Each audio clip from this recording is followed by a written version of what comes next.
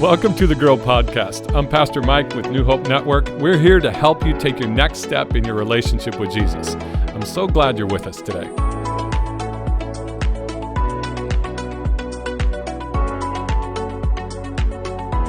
What's up, New Hope family? Welcome back to the Grow Podcast. I think I'm going to officially make this episode 32. Oh, wow. I don't want to have like a weird mystery episode that's going to make the math too hard. So Yeah. This is going to be episode 32. Math is hard. Yeah, I know. we learned that last week as well.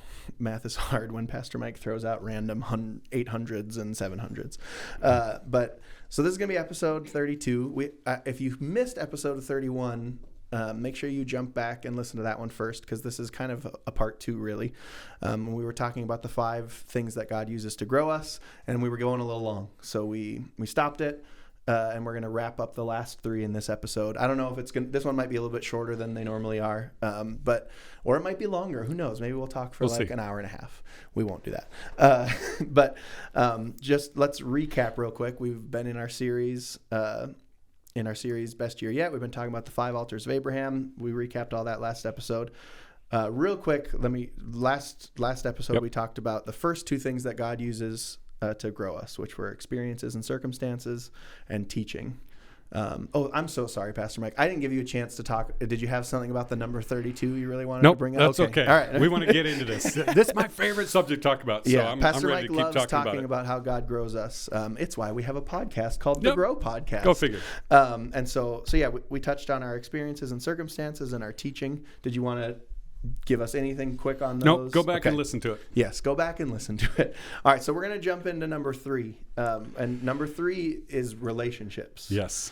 And I've heard a rumor that we're going to be talking about relationships in our next series. Yes, the whole series yes. is about relationships. So starting make sure you're next week. joining us for that as well. But so how does God use relationships to grow? Well, have you ever noticed how often the right person shows up at the right time when you need them most, but most of the time you don't realize it till later? You know, we've talked a little bit about past events in our lives, you know, especially difficult moments, those experiences we talked about in the first part of this podcast that grow us. And so often God will bring a right person, a friend to encourage us, or someone to kick us where we need to be kicked and motivate us, you know, or whatever. The Bible talks so much about how that works. Proverbs 17 talks about iron sharpening iron. 1 Corinthians 15:33 says, bad company corrupts good character. And I've heard multiple Christian leaders and even non-Christian leaders say, you show me your relationships and I'll show you your future. And I used to want to argue with that one. But the longer I lead and the longer I work with people, the more I realize I can see where a person is headed in the next few years based on who they're allowing to influence them right now. You know, who's there when they struggle, who they let stretch them, the habits that other people have around them. I'm curious, and we always have basketball stuff just because that's what we do, because you're here, and a basketball coach. But do you see in students, and maybe I'm all off on that, but in the students that you coach, do you see evidence of who their models are, who they are around, in how they play? Yeah, well, not always in how they play, certainly in how they're going to grow as an athlete. And so coaching college for the first 10 years of my coaching career, that was a big part of recruiting. You get to know a kid a little bit and you start to see who he's hanging around with. And with social media the way it is now, it's really easy for a college coach to figure out who you're spending time with, because high school kids make sure the entire world knows what they're doing at all times on social media. So that was a big part of recruiting for us, was, okay, like, I like this kid when I'm talking to him, but what's he really like? And and so you really learn that by who he's around. And similarly, like, you see how they interact with their teammates, and if you're like, well, you know, no one on the team seems to like this kid, like, he's probably not well liked, you know, by the other athletes. I wonder who he is well liked by. And now coaching high school, I'm especially seeing it kind of right as they're coming out of middle school. And, you know, we might see a kid and he's a great middle school basketball player, and And then you see him freshman year, and you're wondering, like, why is he not making that jump you would expect as an athlete? And then you start to see who he's hanging around with, and you're like, oh, he's getting influenced in all sorts of other areas other than, making good decisions, focusing on, school and athletics. And one of the things I like that you said, Pastor Mike, was especially, not that we should just try to have as many bad friends as possible, but but you said who's influencing you. And I think that's an important thing too, because Christ clearly modeled for us spending time with sinners and with people who, but he was not influenced by them. He influenced them. And then he didn't only surround himself with, that kind of crowd. He had his close group of friends. Now, granted, they were all pretty screwed up as well, but he had his close group of core friends. And then he would then spend time with those others to influence them. And I think that's important too, because God certainly doesn't want us to shelter ourselves from all and let me build on something people. You just said, because God didn't say just isolate yourself. And I think a lot of Christians have isolated themselves. But I want to give us a sentence here, and it's a sentence worth writing down. Every relationship will influence you. Every relationship will influence you. Your choice is how they influence you.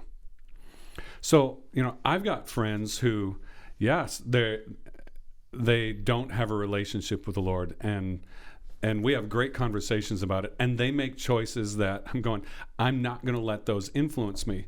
But you know what? They still influence me, but I get to choose how.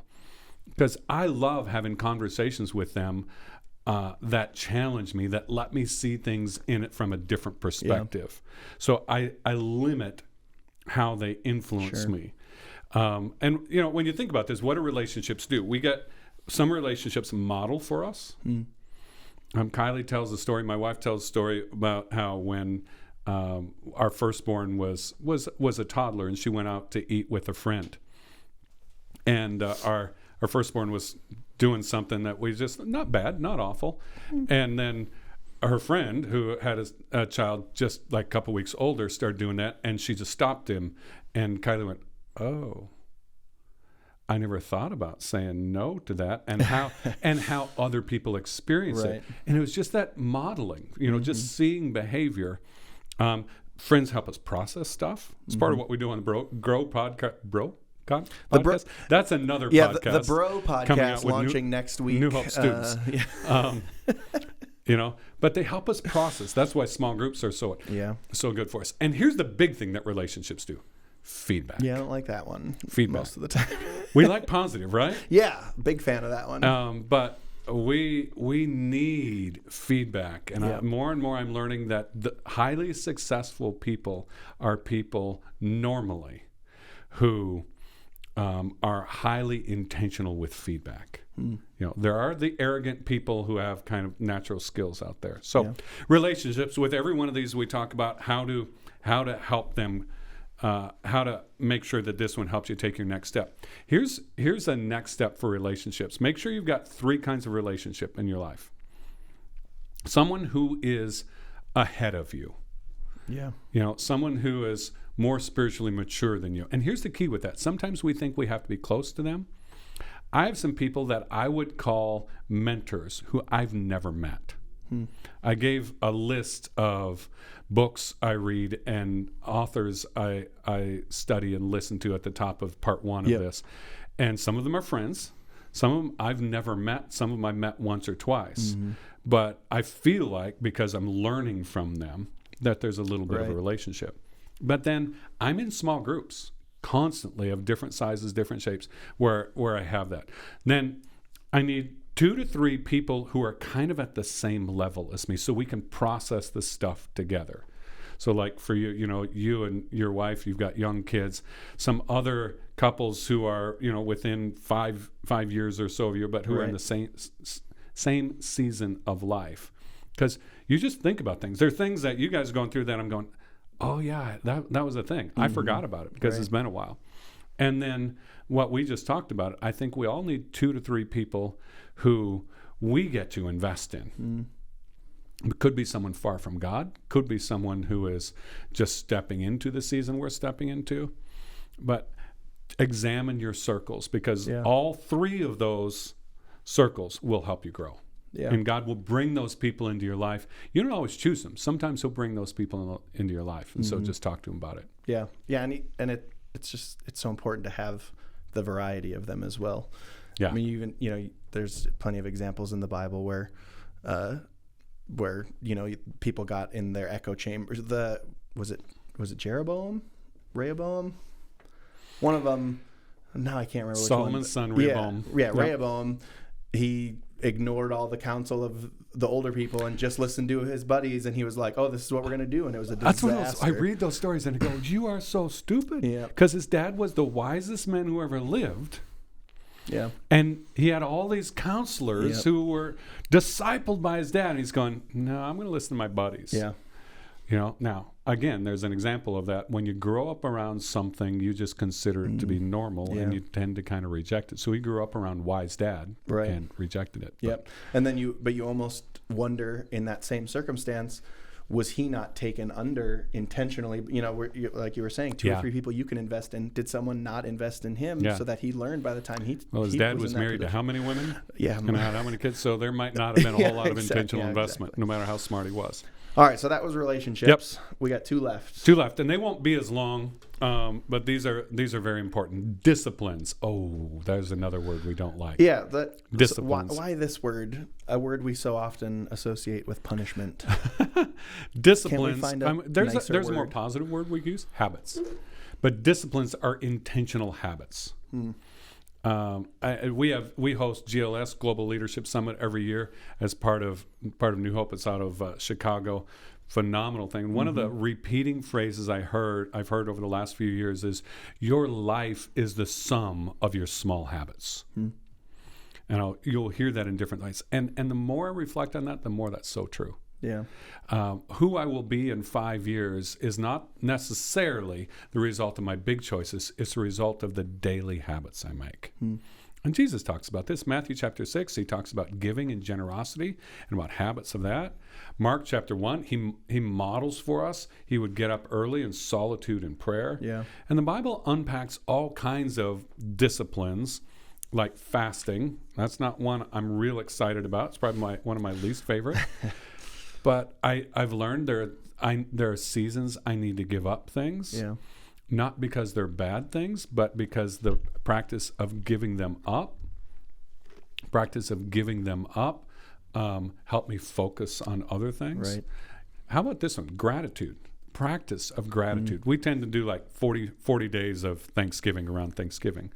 But what about waking up every day and just saying I'm thankful for something? Yeah, I was talking with someone at our online campus this last Sunday, and someone I had a chance to pray for the week before, and so I was kind of connecting with them again, seeing how that prayer request was going, and if there was anything else they needed for prayer. And her answer was unbelievable. She just said, this week I've just been focusing all of my prayers on being grateful for what God has given me, what He's doing for me. And I was just like, what? I was like, I have not been doing that this week. So, but it was just such a good challenge for me to like you said, like make that a discipline, like, because she was being intentional about it. It wasn't just, hey, I'm feeling grateful right now, so like thank you for this thing. It was even though there's this difficult thing that I had been praying for the week before, or this concern or whatever it is.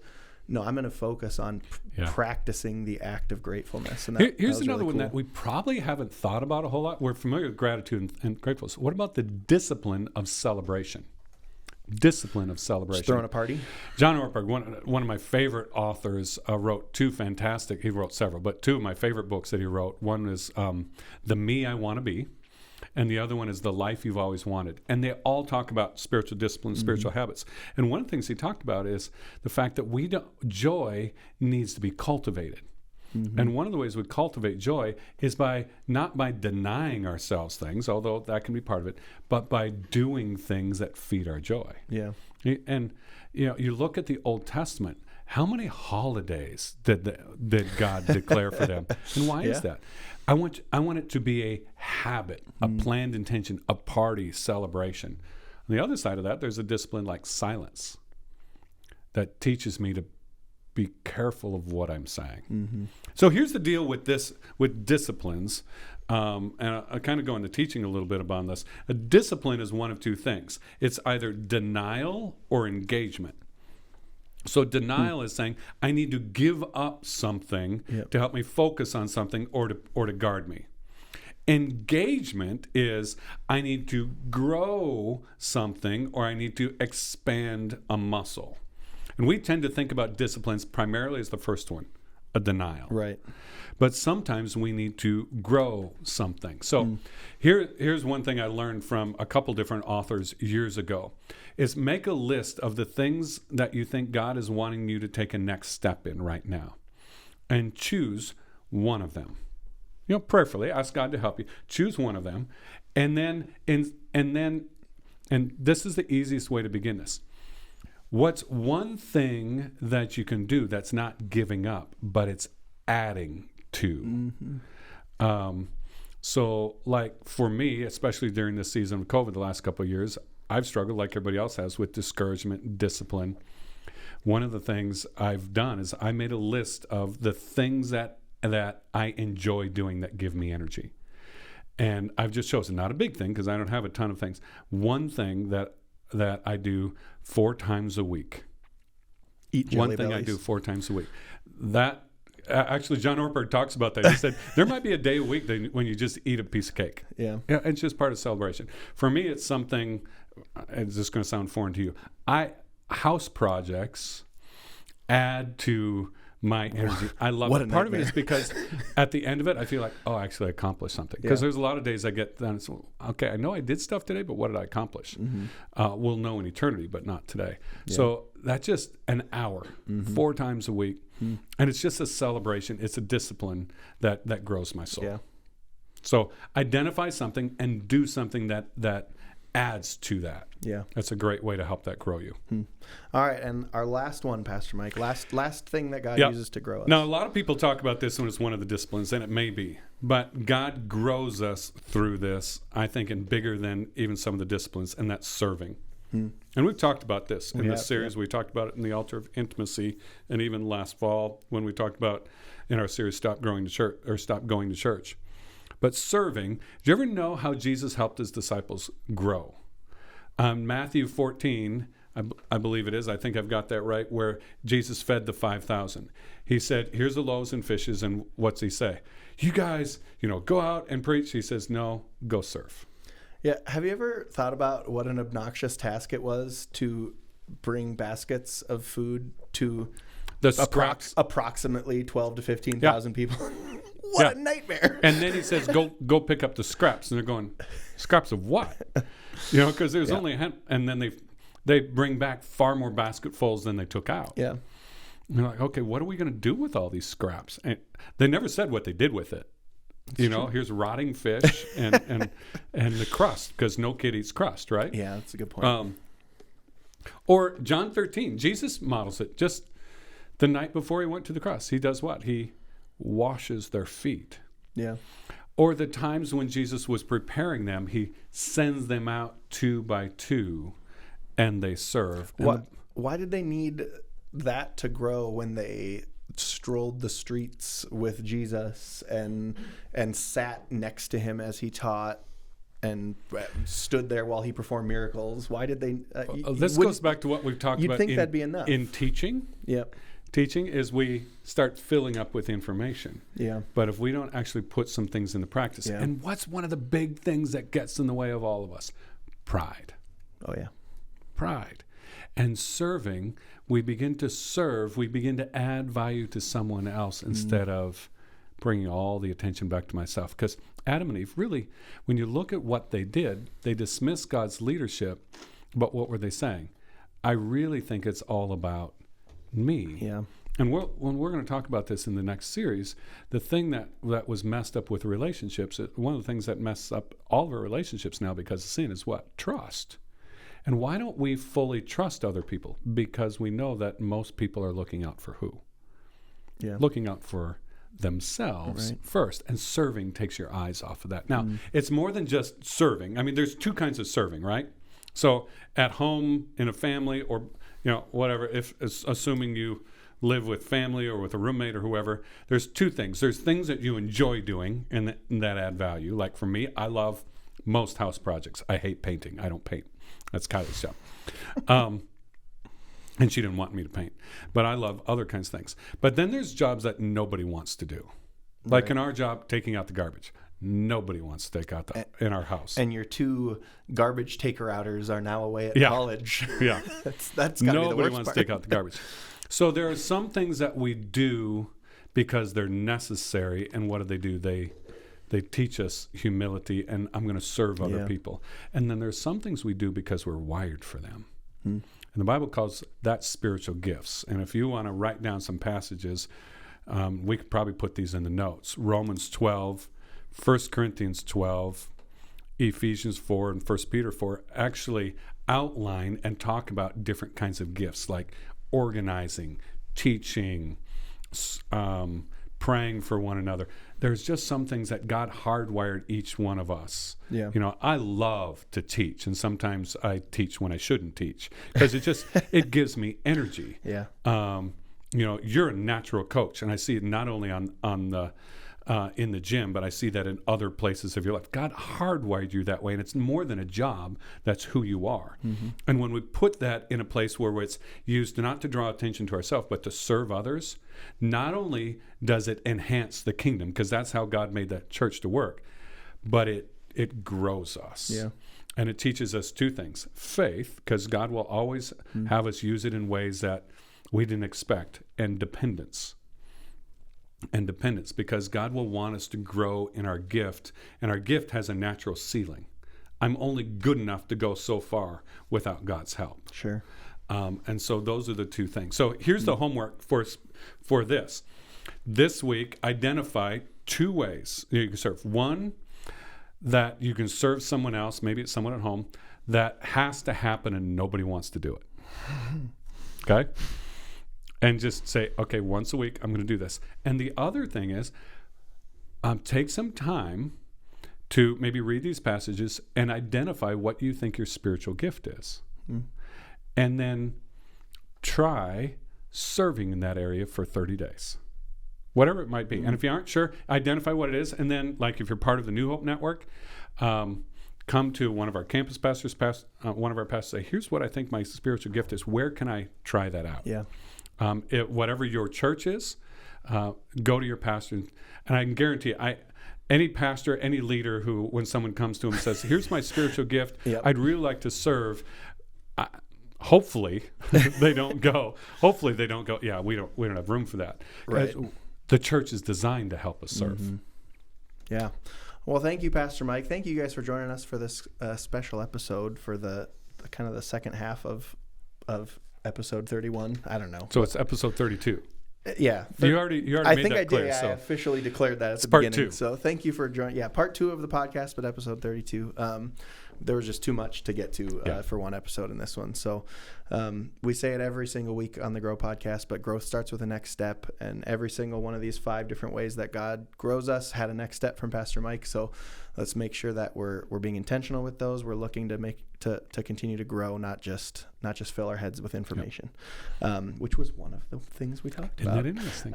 So you remember, and we put in the notes. Well, we did just film these episodes back to back because we just continued our conversation. It's not as impressive as if I remembered it from last week, but we are going to put those passages in the podcast notes for where you can read about the spiritual gifts. So for that last piece of homework, Pastor Mike encouraged us to identify our spiritual gifts and then try serving in that area for gift or gifts, but identify at least one and then serve using that gift for at least 30 days. So those passages will be in the podcast notes.